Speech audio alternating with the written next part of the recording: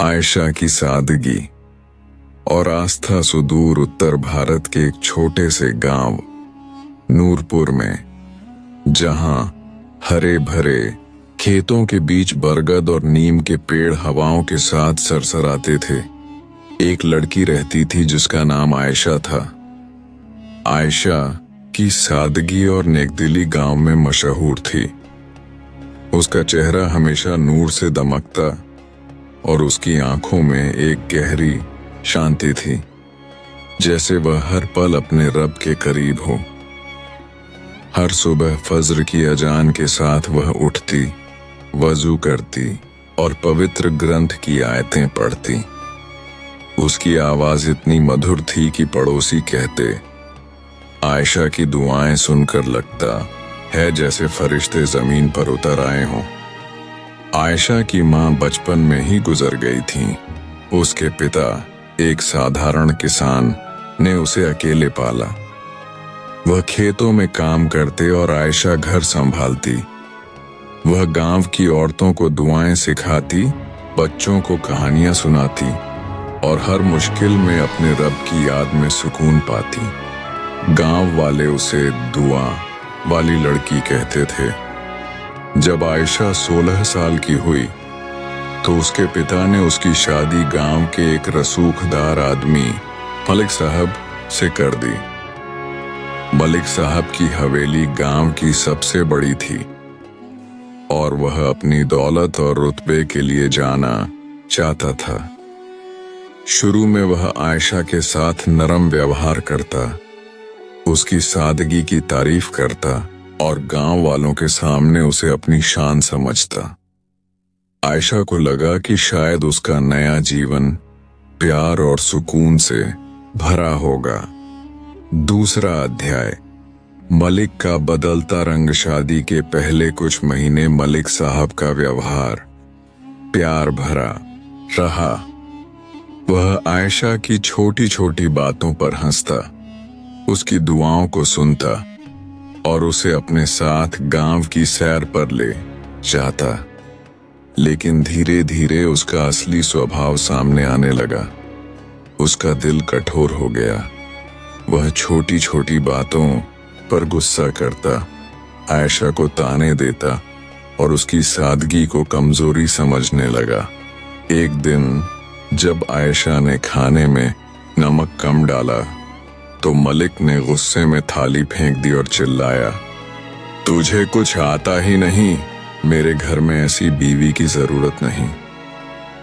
आयशा ने आंसू पोंछे और चुपचाप दूसरी थाली तैयार की। वह हर दिन मलिक की बातें सुनती, लेकिन अपने दिल में सब्र रखती। वह रात को अकेले में नमाज पढ़ती और अपने रब से हिम्मत मांगती। एक साल बाद आयशा को एक बेटी हुई, जिसका नाम उसने सारा रखा। सारा की मासूम हंसी और बड़ी बड़ी आंखें आयशा के लिए दुनिया की सबसे बड़ी खुशी थी।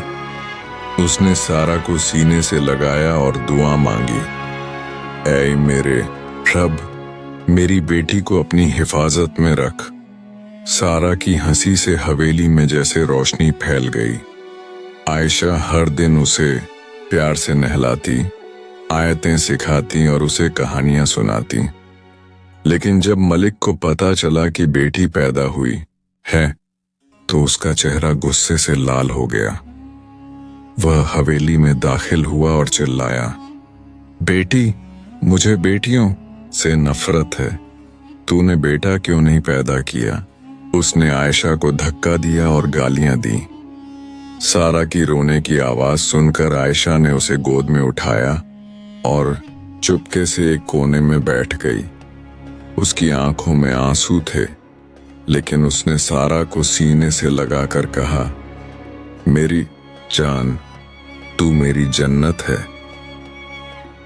चौथा अध्याय, जुल्म की शुरुआत। उस दिन के बाद मलिक का व्यवहार और सख्त हो गया।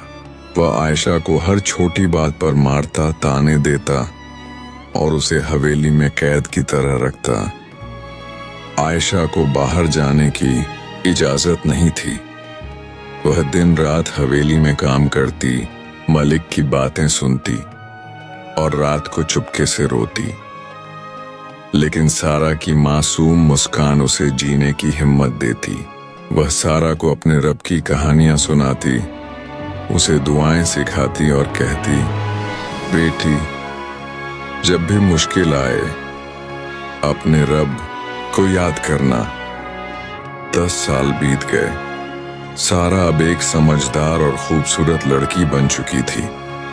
वह अपनी माँ की तरह नेक दिल और सब्र वाली थी। आयशा ने उसे हर तरह से बचाया, उसकी हिफाजत की और उसे प्यार से पाला। सारा को पवित्र ग्रंथ की आयतें याद थीं और वह अपनी माँ के साथ नमाज पढ़ती।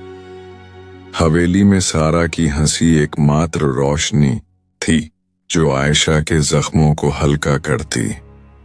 5वां अध्याय। मरियम का जन्म और त्रासदी। एक दिन ईश्वर ने आयशा को एक और बेटी दी, जिसका नाम उसने मरियम रखा। मरियम की मासूमियत और नन्हा सा चेहरा देखकर आयशा का दिल खुशी से भर गया। उसने मरियम को गोद में उठाया और दुआ मांगी, ऐ मेरे रब, मेरी बेटियों को अपनी रहमत में रख। सारा भी अपनी छोटी बहन को देखकर खुश थी। वह मरियम के साथ खेलती, उसे चूमती और कहती, मेरी प्यारी बहन, तू मेरी गुड़िया है।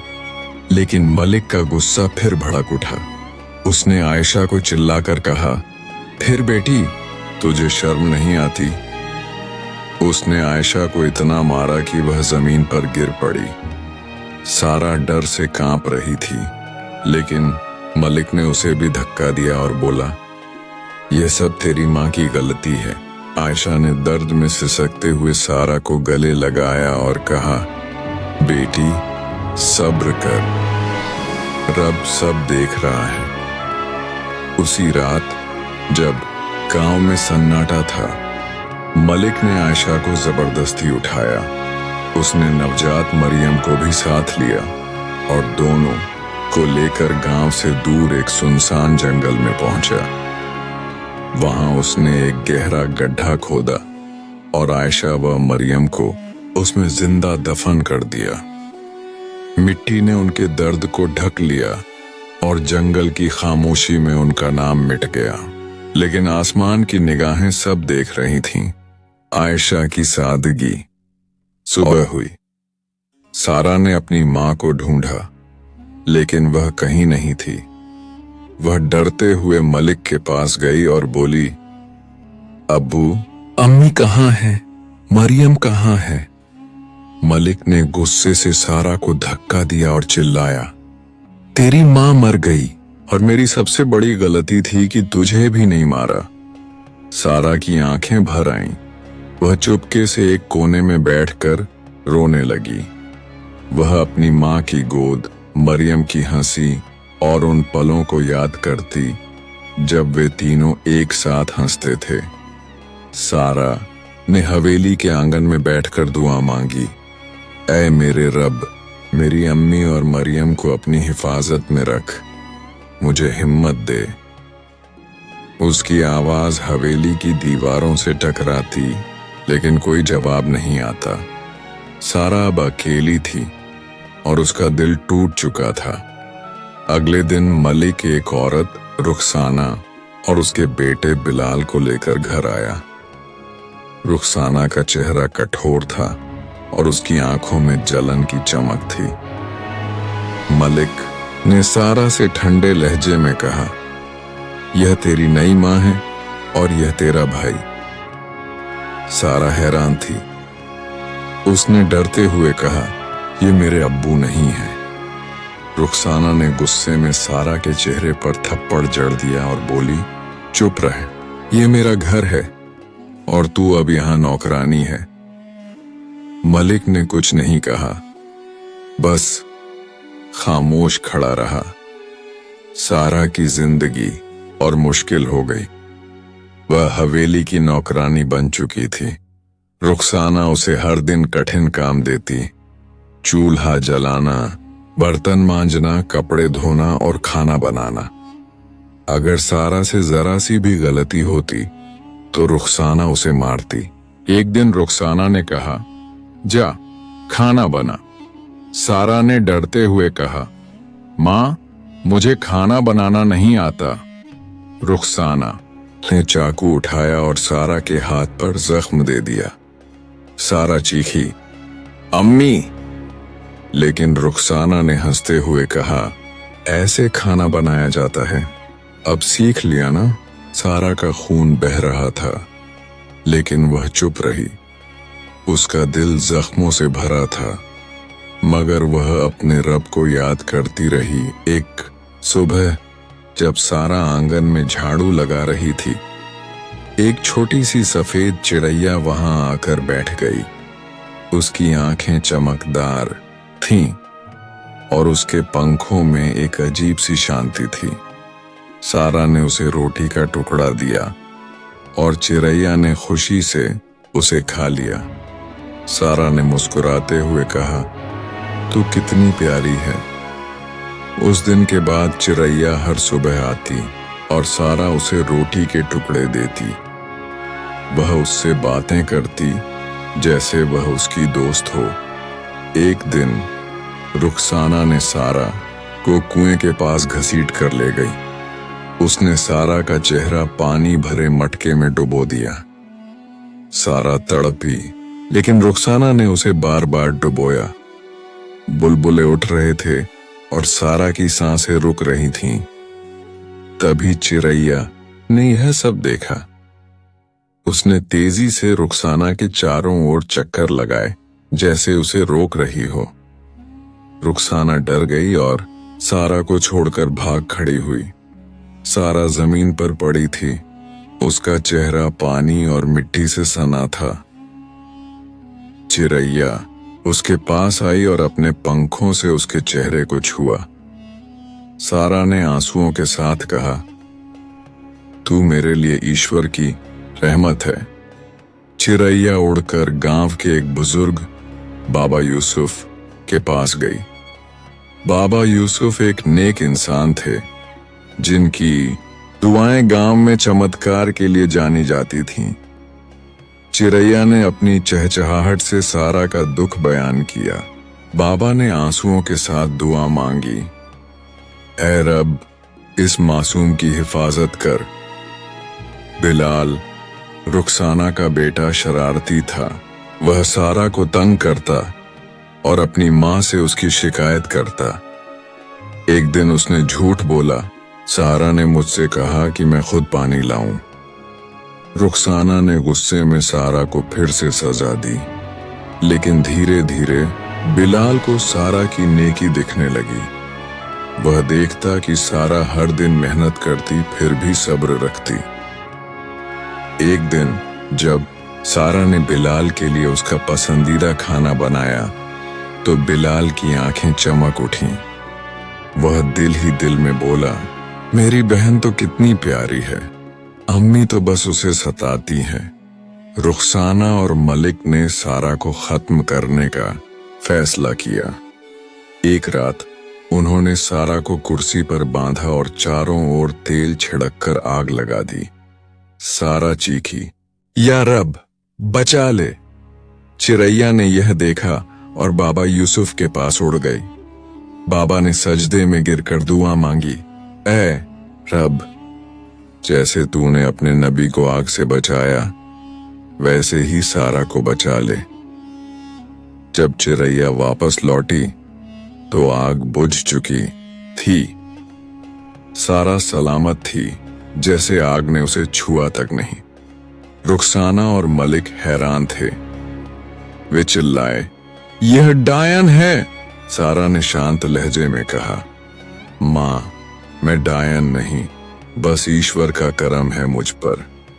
रुखसाना ने सारा को एक बड़ी दावत के लिए खाना बनाने का हुक्म दिया। सारा ने डरते हुए किचन में कदम रखा, लेकिन चिड़ैया ने उसकी मदद की। खाना इतना लजीज बना कि मेहमान दंग रह गए। रुखसाना ने गुस्से में पूछा, ये तूने अकेले कैसे किया? सारा ने नरमी से कहा, माँ, मैंने खुद बनाया, मेरे रब की मदद से। बिलाल ने अपनी बहन के प्यार को देखा और उसका दिल पूरी तरह पिघल गया। वह सारा के पास गया और बोला, बहन, मुझे माफ कर दे, मैंने तुझ पर जुल्म किया। सारा ने उसे गले लगाया और कहा, भाई, रब माफ करने वाला है। मलिक का दिल अब भी कठोर था। उसने सारा को जंगल में ले जाकर दफन करने का फैसला किया। वह उसे सुबह जल्दी जंगल ले गया, यह कहकर कि वह उसे परिंदों का घर दिखाएगा। सारा खुश थी, लेकिन मलिक ने एक गड्ढा खोदना शुरू किया। चिरैया ने यह देखा और बाबा यूसुफ को खबर दी। बाबा ने दुआ मांगी और अचानक एक तूफान आया। मलिक उसी गड्ढे में गिर गया और मिट्टी में दफन हो गया। सुबह हुई। सारा बाबा यूसुफ के साथ घर लौटी। उसने फज्र की नमाज पढ़ी और सुकून से सो गई। चिरैया उसके पास बैठी रही। रुखसाना ने जब यह देखा तो वह डर गई। उसने सारा से माफी मांगी और बोली, बेटी, मैं अंधी हो गई थी, मुझे माफ कर दे। उसने बिलाल और सारा को एक जैसा प्यार देना शुरू किया। सारा की कहानी गांव में मशहूर हो गई। लोग उसे चिरैया वाली लड़की कहने लगे। वह हर सुबह चिरैया के साथ रोटी के टुकड़े बांटती और गांव वालों के लिए दुआ मांगती। रुखसाना गांव की सबसे नेक औरत बन गई। सारा का दिल अब दुखों से नहीं बल्कि ईश्वर की रहमत से भरा था।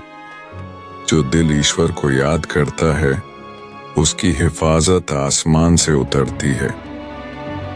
कोई कमजोर नहीं होता जब उसका रब उसका सहारा हो। सारा की कहानी नूरपुर में एक मिसाल बन गई और उसकी नेकी और सब्र की कहानियां हर घर में सुनाई जाने लगी। मलिक का